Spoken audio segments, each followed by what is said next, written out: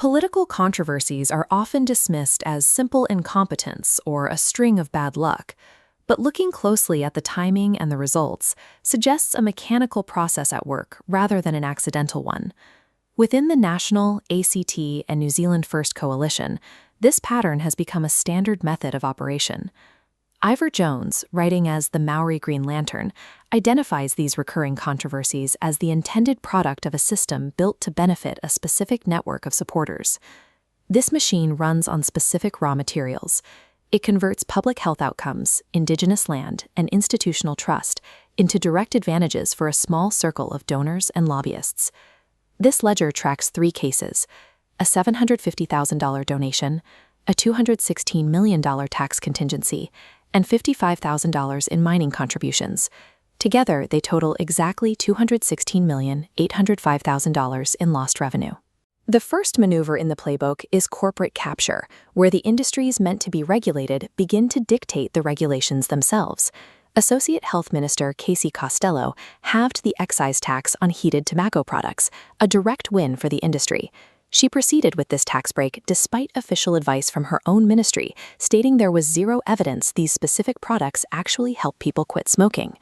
To account for the revenue lost by this change, the Crown had to set aside a $216 million contingency fund.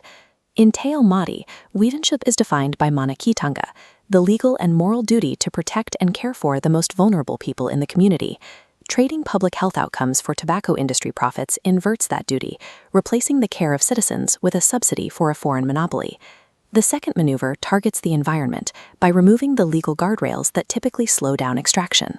Under the Fast Track Approvals Act, Minister Shane Jones has the personal authority to sign off on major mining and development projects. That power is linked to a $55,000 donation trail from a mining applicant to Jones and his party, alongside undeclared dinners with industry bosses.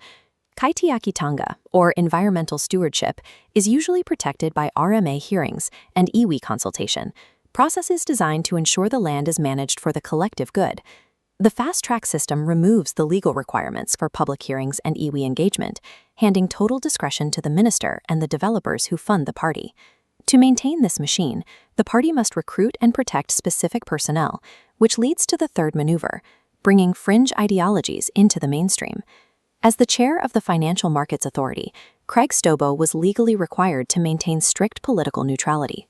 A King's Council review found Stobo breached those rules by publicly supporting the government's position on the Treaty Principles Bill while attacking the opposition. Instead of facing professional exile, Stobo was immediately recruited to stand as a candidate for New Zealand First in the Prime Minister's own electorate. Similarly, the party retained candidate Kevin Stone across 2 election cycles, despite his history of sharing conspiracies about global depopulation. Keeping compromised regulators and conspiracists on the ballot signals to anti-science voters that the party is a safe harbor, weaponizing distrust to break community solidarity.